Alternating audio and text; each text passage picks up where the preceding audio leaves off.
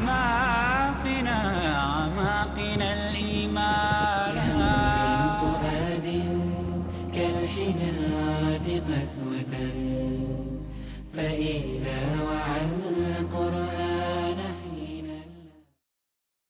وَكَذَلِكَ جَعَلْنَاكُمْ أُمَّةً وَسَطًا لِتَكُونُوا شُهَدَاءَ عَلَى النَّاسِ وَيَكُونَ الرَّسُولُ عَلَيْكُمْ شَهِيدًا. تمہیں اسی طریقے سے اسی لیے ہم نے ایک بہترین امت بنایا ہے، درمیانی امت بنایا ہے، تاکہ تم بن جاؤ تمام انسانوں کے اوپر گواہ، ان کے خلاف گواہی دینے والے، اور رسول ہو جائے تمہارے خلاف گواہی دینے والے. لیکن اس وقت میں آپ کو بتا دوں کہ میں نے کیوں بات یہ کہی ہے کہ اس کا اصل سبب کیا ہے.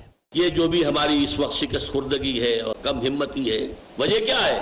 شہادت علی الناس کی ذمہ داری ہم ادا نہیں کر رہے ہیں. دنیا ہمارے خلاف استغاثہ کرے گی اللہ کی عدالت میں کہ اللہ یہ بدماش لوگ جو تھے، جو تیرے دین کے پیروکار بنے پھرتے تھے اور جو تیرے نبی کے نام لیوا پھرتے تھے، انہوں نے وہ دین ہمیں نہیں پہنچایا. مجرم یہ ہے. وَمَن يُشْرِكْ بِاللَّهِ فَقَدِ افْتَرَىٰ اِثْمًا عَظِيمًا. اور جو اللہ تعالیٰ کے ساتھ شرک کرے اس نے تو بہت بڑا طوفان گھڑا ہے. فَقَدِ افْتَرَىٰ اِثْمًا عَظِيمًا. حضرت عزیر علیہ السلام کو اللہ کا بیٹا قرار دیا، کیونکہ حضرت عزیر علیہ السلام کے ذریعے ہی سے ان کی نشأت ثانیہ ہوئی. حضرت عزیر علیہ السلام نے ان کے اندر جو ہے توبہ کا سور پھونکا، توبہ کرو، اللہ کی جناب میں رجوع کرو، پلٹو اللہ کی طرف. اس سے بحیثیت مجموعی یہودی جو ہے وہ بری رہی.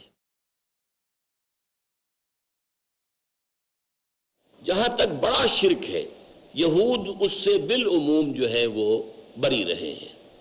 ایک دور میں صرف ان کی ایک جماعت نے حضرت عزیر علیہ السلام کو اللہ کا بیٹا قرار دیا، کیونکہ حضرت عزیر علیہ السلام کے ذریعے ہی سے ان کی نشأت ثانیہ ہوئی. جب یہ تباہی سے دوچار ہو چکے تھے، نبوکدنضر نے ان کو بری طریقے سے جو ہے پامال کیا تھا، 6 لاکھ قتل کیے تھے، اور 6 لاکھ کو لے گیا تھا کیپٹیو بنا کر، اسیر بنا کر. اسارت بابل، دی کیپٹیوٹی آف بیبیلونیا، یہ ان کی تاریخ کا ایک عجیب واقعہ ہے. اس کے بعد ان میں نشأت ثانیہ جو ہوئی، حضرت عزیر علیہ السلام نے ان کے اندر جو ہے توبہ کا سور پھونکا، توبہ کرو، اللہ کی جناب میں رجوع کرو، پلٹو اللہ کی طرف. پھر ان کے اندر جو ہے دین اور ایمان میں دوبارہ کچھ بڑا شرک. اس سے بحیثیت مجموعی یہودی جو ہے وہ بری رہی. البتہ عمل کے اندر سفلی اعمال، جادو، ٹونے ٹوٹکے، یہ ان کے ہاں حضرت سلیمان علیہ السلام کے زمانے سے بہت عام ہو گئے تھے. سورہ بقرہ میں اس کا ذکر موجود ہے. وَاتَّبَعُوا مَا تَتْلُو الشَّيَاطِينُ عَلَىٰ مُلْكِ سُلَيْمَانَ وَمَا كَفَرَ سُلَيْمَانُ وَلَٰكِنَّ الشَّيَاطِينَ كَفَرُوا. تفصیل سے وہاں بحث آئی ہے. تو یہاں چونکہ اسی قسم کی چیزوں کا تذکرہ ہو رہا ہے، لہذا اس آیت کو لے آئے کہ شرک صرف عقیدے کا نہیں ہوتا، شرک عمل کا بھی ہوتا ہے. لہذا اس اعتبار سے غور کر لو کہ تمہارے اندر وہ جو عملی شرک ہے وہ آ چکا ہے. عملی شرک تو نفس پرستی بھی ہے. اگر آپ نے نفس کی خواہش کے مقابلے میں اللہ کے حکم کو پیچھے پھینک دیا تو آپ نے نفس کو اپنا خدا بنا لیا. عقیدہ تو نہیں ہے لیکن آپ نے اپنے نفس کو جو ہے اپنا خدا بنا لیا. فرأیت من اتخذ الہہ ہواہ، کیا تم نے دیکھا اس شخص کو جس نے اپنی خواہش نفس کو اپنا معبود بنا لیا؟ ان اللہ لا یغفر ان یشرک بہ ویغفر ما دون ذلک لمن یشاء ومن یشرک باللہ فقد افترى اثما عظیما.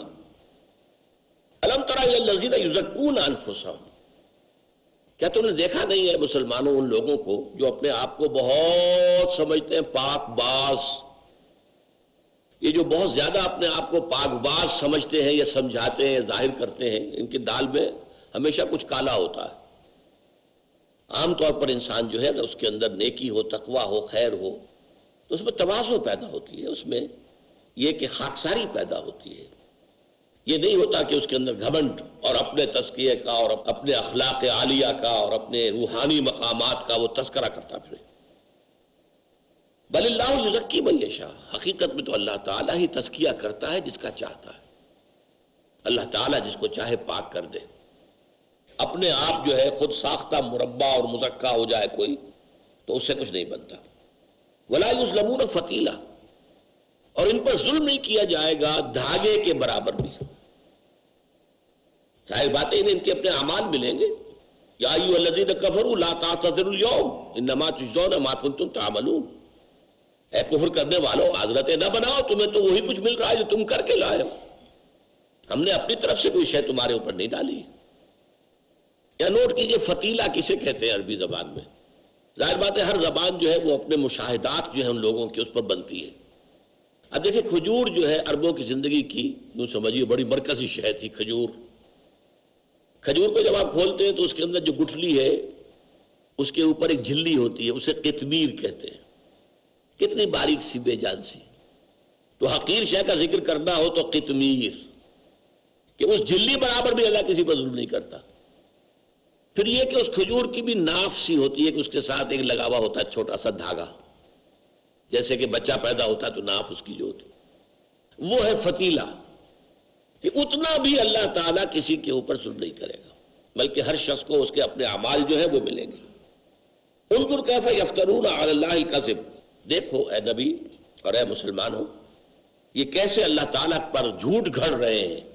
وہ جھوٹ کیا ہے کہ اللہ تعالیٰ نے we are the chosen people of the lord, ہم تو اللہ کے پسندیدہ لوگ ہیں، بخشائے لوگ ہیں، ہم تو یعقوب کی اولاد ہیں، ہم تو امت مرحومہ ہیں، ہمارے ساتھ سوال ہی کیا ہے.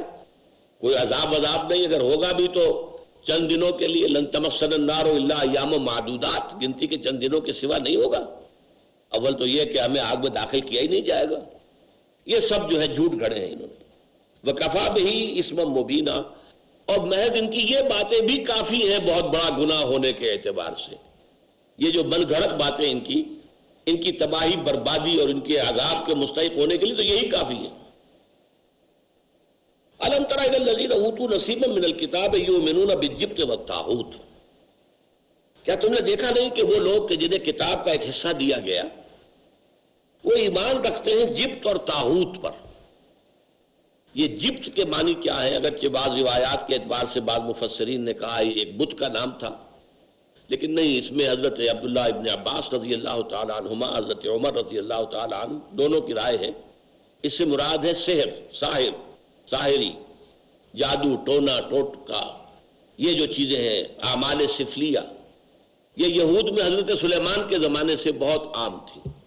اس زمانے میں آپ کو معلوم ہے کہ جنات کے ساتھ بڑا قریبی رابطہ ہو گیا تھا انسانوں کا، اس لیے کہ جنات بھی مسخر تھے حضرت سلیمان کے ہاتھوں، اور وہ وہاں پر ان سے کام لیتے تھے، اور ان کے لیے بڑی بڑی عمارتیں انہوں نے جنات نے بنائی ہیں. تو اس وقت ذرا میل جول زیادہ تھا، تو شیاطین جن جو ہے انہوں نے خوب اپنی گمراہی جو ہے انسانوں میں، یہودیوں میں پھیلائی تھی. تو یہ ان چیزوں میں ان کا دھیان ہے، اس چیزوں پر یقین کرتے ہیں. اور طاغوت طغا سے سرکش، جو بھی اللہ سے سرکش ہے وہ طاغوت ہے. میں بھی اللہ کے حکم کے سامنے جو ہے سر نہیں جھکاتا، گردن اکڑاتا ہوں تو میں طاغوت ہوں. شیطان سب سے بڑا طاغوت ہے. یہ نظام جو دنیا کا سیکولرزم کا ہے، پاپولر ساورنٹی، یہ آج کی سب سے بڑی طاغوت ہے. ہم خدا ہیں، ہم قانون بنائیں گے، ہم طے کریں گے کیا صحیح ہے کیا غلط ہے. ہم نہیں جانتے اللہ نے کیا کہا، کس چیز کو صحیح کہا، کس چیز کو غلط، کس کو جائز کہا، کس کو ناجائز. یؤمنون بالجبت والطاغوت ویقولون للذین کفروا، اور وہ کہتے ہیں ان لوگوں کے بارے میں جنہوں نے کفر کیا، مشرکین مکہ کو، ہؤلاء اہدی من الذین آمنوا سبیلا، یہ لوگ ان صاحب ایمان لوگوں سے بڑھ کر ہدایت پر ہیں. یہ ہوتا زدم زدہ کی انتہا، فإنما هم فی شقاق. جب زدم زدہ میں آ گئے تو یہودی اس حد تک اتر آئے. کعب بن اشرف کا یہ واقعہ آتا ہے کہ وہ وفد لے کر گیا تھا مکے ایک متحدہ محاذ بنانے کے لیے حضور کے خلاف. وہاں ابو سفیان نے کہا کہ اچھا تم بتاؤ کہ ہمارا دین بہتر ہے یا یہ محمد کا اور ان کے ساتھیوں کا دین بہتر ہے صلی اللہ علیہ وسلم. انہوں نے کہا اچھا تم بیان کرو تمہارا دین کیا ہے. انہوں نے کچھ اپنے حج کے مراسم، یہ وہ ہم یہ کرتے ہیں وہ کرتے ہیں، مہمانوں کو کھانا کھلاتے ہیں، پانی پلاتے ہیں، تمہارا دین ان سے بہتر ہے. حالانکہ سب جانتا تھا، بہت بڑا عالم تھا، بہت بڑا عالم تھا، بلعام بن باورا کی مثال. تو انہوں نے وہاں کہا جا کر کہ تمہارا دین، حالانکہ وہ جانتے مشرک بت پرست، لیکن وہ زدم زدہ محمد کی مخالفت اور دشمنی میں یہاں تک آ گئے صلی اللہ علیہ وسلم. وَيَقُولُونَ لِلَّذِينَ كَفَرُوا هَؤُلَاءِ أَهْدَىٰ مِنَ الَّذِينَ آمَنُوا سَبِيلًا أُولَٰئِكَ الَّذِينَ لَعَنَهُمُ اللَّهُ، یہ وہ لوگ ہیں جن پر اللہ نے لعنت فرما دی. وَمَن يَلْعَنِ اللَّهُ فَلَن تَجِدَ لَهُ نَصِيرًا، اور جس کو اللہ تعالیٰ جس پر لعنت کر دے پھر ان کے لیے تم کوئی مددگار نہ پاؤ گے.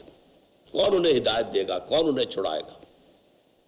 أَمْ لَهُمْ نَصِيبٌ مِّنَ الْمُلْكِ فَإِذًا لَا يُؤْتُونَ النَّاسَ نَقِيرًا،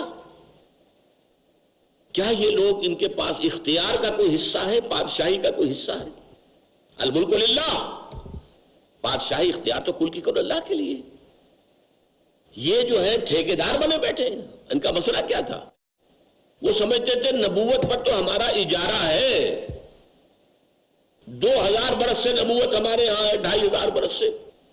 یعقوب نبی تھا ہمارا جد امجد، پھر یوسف نبی تھے، پھر موسیٰ سے لے کر عیسیٰ تک 1400 برس نبوت کا تار ٹوٹا ہی نہیں. یہ کہاں سے نبوت آ گئی نئی بنی اسماعیل کے اندر؟ یہ کہاں سے اللہ تعالیٰ نے جو ہے کہ نبوت نام تھا جس کا گئی یعقوب کے گھر سے، یعقوب کے گھر سے چلی گئی بنی اسرائیل. اسرائیل تو اصل میں لقب حضرت یعقوب کا تھا. یہ کیسے ممکن ہے؟ تو یہ سمجھتے تھے کہ ہماری اجارے داری ہے، ہم سے یہ چیز نہیں جائے، مونوپولی ہے ہماری. فَإِذَا لَا يُؤْتُونَ النَّاسَ نَقِيرًا، اگر ان کے ہاتھ میں اختیار ہو تو یہ تو کسی انسان کو پھر ایک تل بھی نہیں دیں گے. نقیر تل کو کہتے ہیں. کوئی رحمت خداوندی میں سے تل کا حصہ بھی کسی دوسرے انسان کو دینے کے لیے یہ آمادہ نہیں ہوگی. ام یحسدون الناس علی ما آتاہم، کیا یہ حسد کر رہے ہیں لوگوں سے؟ الناس سے مراد یہاں اہل ایمان. یہ حسد کر رہے ہیں ان لوگوں سے اللہ نے جو کچھ ان کو دیا، قرآن عطا فرمایا، محمد عطا فرمایا صلی اللہ علیہ وسلم. اب یہ حسد کی آگ میں جلے جا رہے ہیں. من فضل ہی، اللہ نے اپنے فضل سے عطا کیا ہے.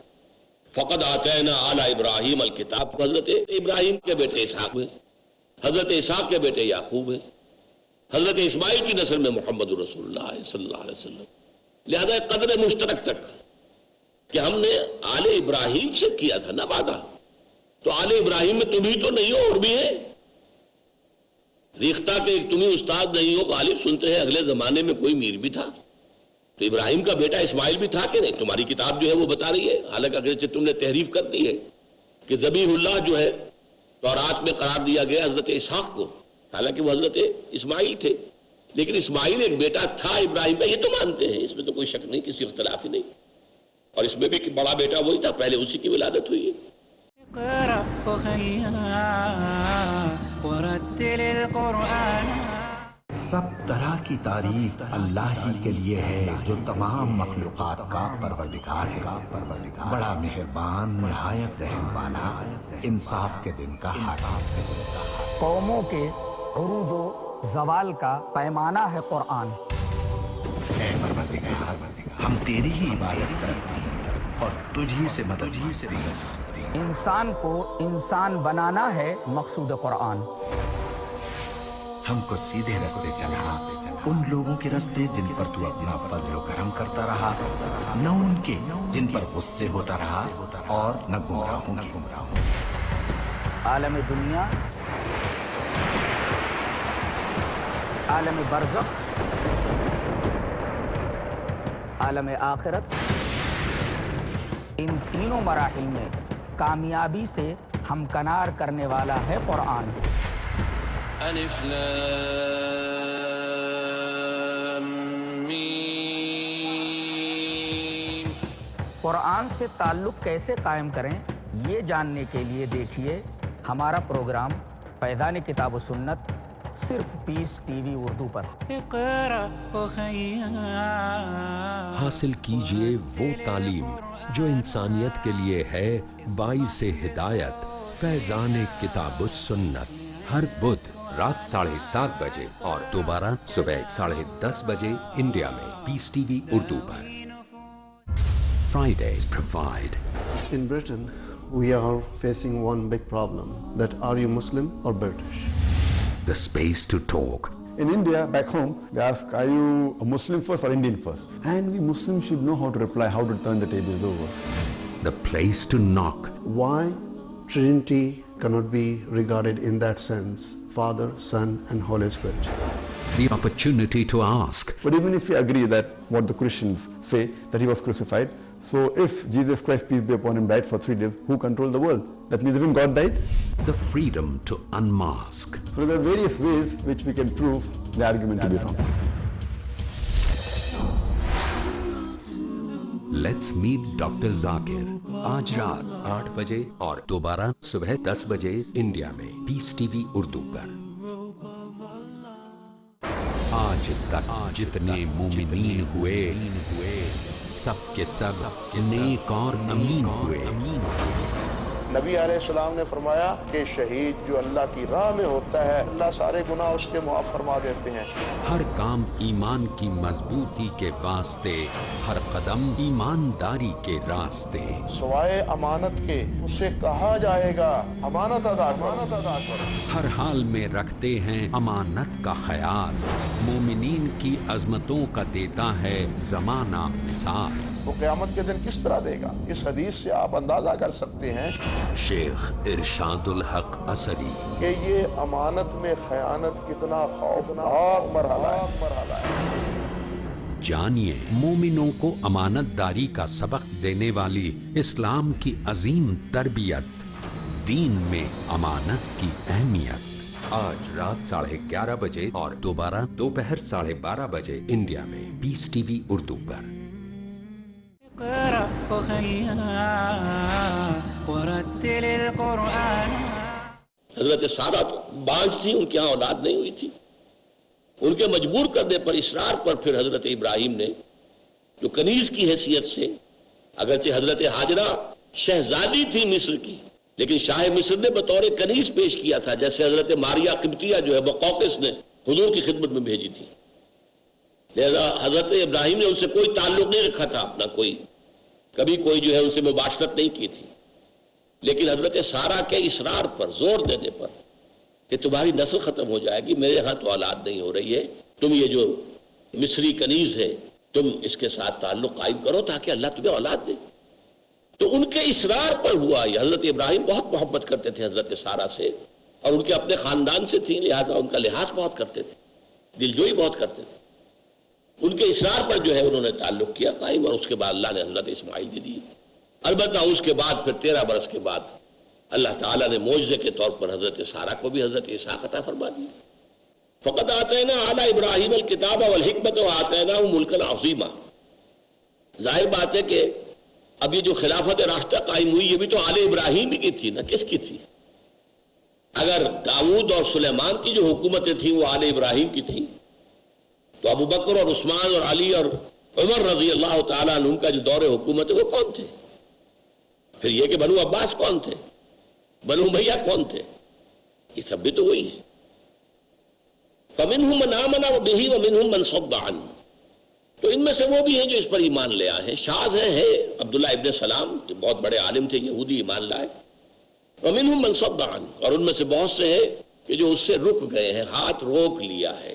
صدہ یا سدو کئی دفعہ میں عرض کر چکا ہوں، یہ فعل لازم اور متعدی دونوں معنی دیتا ہے، رک جانا اور روک دینا۔ رک بھی گئے ہیں اور روک بھی رہے ہیں۔ وَكَفَى بِجَهَنَّمَ سَعِيرًا، اور جہنم کافی ہے انہیں پھونکنے کے لیے، جلانے کے لیے، بھڑکتی ہوئی آگ۔ ان الذین کفروا بآیاتنا، یہ لوگ جو ہماری آیات کا انکار کر رہے ہیں، سوف نصلیہم نارا، ان قریب ہم انہیں داخل کریں گے آگ میں، جہنم میں۔ کلما نضجت جلودہم بدلناہم جلودا غیرہا، جب بھی ان کی کھالیں جھلس جائیں گی تو ہم بدل دیں گے ان کے لیے ان کے علاوہ اور کھالیں۔ یہ ہے وہ جہنم کے عذاب کے دوام کے لیے۔ اب کھال اگر جل جائے اور نیچے کے ٹیشوز نکل آئیں تو ان کے اندر سینسیشن نہیں ہے، پھر آگ جلائے گی اگر اندر کے مسلز کو تو اس سے تکلیف نہیں ہوگی، اس لیے کہ سینسری جو ہے نوٹس وہ تو سارے کے سارے اسکن کے اندر ہیں۔ وہ اگر بے حس ہو چکی، جھلس چکی، ختم ہو چکی، مر چکی تو گویا کہ تکلیف ختم ہو گئی؟ نہیں، اس کے بعد ان کی کھال بدل دیں گے، نئی کھال دیں گے، اور اس کھال میں پھر وہی جلن، وہی خلش، وہی ان کے لیے سوزش جو ہے جو کہ تون جاری رہے گی۔ بدلناہم جلودا غیرہا لیذوقوا العذاب، تاکہ عذاب کا مزہ چکھتے رہیں، وہ عذاب کا سلسلہ ختم نہ ہو، بلکہ دوام کے ساتھ، تسلسل کے ساتھ انہیں وہ تکلیف اور اذیت اور کوفت جو ہے وہ پہنچتی رہے۔ ان اللہ کان عزیزا حکیما، یقیناً اللہ تعالی عزیز ہے، زبردست ہے، جو چاہے فیصلہ کرے، جو چاہے حکم دے، جس طرح کا چاہے قانون بنائے، لیکن ساتھ ہی حکیم ہے، اس کا کوئی حکم حکمت سے خالی نہیں ہے۔ فعل الحکیم لا یخلو عن الحکمہ، کسی حکیم ہستی کا کوئی عمل، کوئی فعل بھی حکمت سے خالی نہیں ہوتا۔ بامقصد ہوتا ہے، بامانی ہوتا ہے۔ بے مقصد بے معنی کام آپ کریں گے تو اس کا مطلب یہ کہ آپ کا دماغی توازن ٹھیک نہیں، آپ تو در حقیقت اس مقام سے گر چکے۔ تو اللہ تعالیٰ عزیز بھی ہے، حکیم بھی ہے۔ والذین آمنوا وعملوا الصالحات، اس کے برعکس جو لوگ ایمان لائے اور جنہوں نے نیک عمل کیے، اللہم ربنا اجعلنا منہم سندخلہم جنات تجری من تحتہا الانہار، تو ان قریب ہم انہیں داخل کریں گے ان باغات میں کہ جن کے دامن میں ندیاں بہتی ہوں گی۔ اصل میں ترجمہ تو ہوتا ہے تحتہم الانہار، تحتہا الانہار، اس کے نیچے ندیاں بہتی ہوں گی، لیکن میں ہمیشہ ترجمہ کیا کرتا ہوں جس کے دامن میں، اس لیے کہ قرآن مجید میں بھی نقشہ کھینچا گیا ہے۔ اور عرب کا معاملہ کیا تھا؟ وادیاں، نیچے وادی گہرائی میں چشمہ بہہ رہا ہے، اور پھر یہ کہ دونوں طرف ڈھلوان کے اوپر درخت ہے، پلانٹیشن ہے۔ تو تحت کا مطلب یہ ہے جس کے دامن میں ندیاں بہ رہی ہیں۔ دامن میں کوہ کے ایک چھوٹا سا جھونپڑا ہو، علامہ اقبال کی جو بچوں والی نظم ہے کہ دامن میں کوہ کے چھوٹا سا جھونپڑا ہو، اور اس میں بھی ہے وہ چشمہ بھی ہو، پانی بھی موج بن کر اٹھ اٹھ کے دیکھتا ہو۔ تو یہ جو ایک نقشہ ہے کہ ایک پہاڑی ایک سطح مرتفع ہے اور اس کے اوپر جو ہے قطار درخت لگے ہوئے ہیں، اور نیچے وادی کے اندر جو ہے وہ اگر چشمہ بہ رہا ہے، کوئی دریا ندی ہے، اس سے ظاہر بات ہے کہ پانی جو ہے وہ سیپ کر رہا ہے، جذب ہو رہا ہے، دونوں سائڈز میں جا رہا ہے، تو درختوں کی جڑوں کو جو ہے سیراب کر رہا ہے۔ یہ ایک فطری باغ، ایک باغ تو وہ ہوتا ہے جو آدمی لگاتا ہے خود، اس کے لیے تو یہ کہ زمین کو ہموار کریں گے، جو بھی کریں گے، لیکن ایک وہ ہے کہ جو نیچرل، جہاں پر کہ آپ کو ایک نظر آئے ہریاول اور نیچرل جو ہے اللہ تعالیٰ کی طرف سے ایک باغ کی شکل، تجری من تحتہا الانہار خالدین فیہا ابدا، اس حال میں کہ وہ رہیں گے اس میں ہمیشہ ہمیش۔ لہم فیہا ازواج مطہرۃ، ان کے لیے ہوں گے ان میں بیویاں نہایت پاک باز، نہایت صالح، نہایت پاک کی ہوئی۔ یہی لفظ آپ کو معلوم ہے حضور کی ازواج کے لیے آتا، ازواج مطہرات، اور سورہ احزاب میں آیا لیطہرکم تطہیرا، تاکہ تمہیں خوب پاک کر دیں، ہر آلائش سے، ہر خرابی سے بالکل پاک اور صاف کر دیں۔ ازواج مطہرۃ وندخلہم ظلا ظلیلا، اور پھر انہیں داخل کریں گے ہم گھنی چھاؤں میں، ظل چھاؤں، لیکن ظل کے ساتھ ظلیل زوئے کے ساتھ ہے، یہ وہ چھاؤں جو بڑی گھنی چھاؤں ہے، بڑی گہری چھاؤں، اس کے اندر ہم انہیں داخل کریں گے، جن میں دوام ہوگا، جس میں انہیں دھوپ کی سختی نہیں دیکھنی ہوگی۔ لا یرون فیہا شمسا ولا زمہریرا، نہ سخت دھوپ کی گرمی اور نہ سخت سردی جو انسان کو جو ہے وہ جبا کر رکھ دے، نہیں، بلکہ ایک معتدل موسم، خوشگوار موسم، ظلا ظلیلا۔ یہ 14 آیتیں اللہ تعالیٰ کے فضل و کرم سے ہم نے پڑھ لی ہیں۔ اب یہ نوٹ کر لیجئے اگلے درس کے لیے تمہید کے طور پر۔ اس کے بعد جو 2 آیتیں آ رہی ہیں اہل ایمان سے خطاب کر کے، وہ قرآن مجید کی عظیم ترین آیات میں سے ہیں، اور اس کا جو ہے پس منظر کے حوالے سے جان لیجئے۔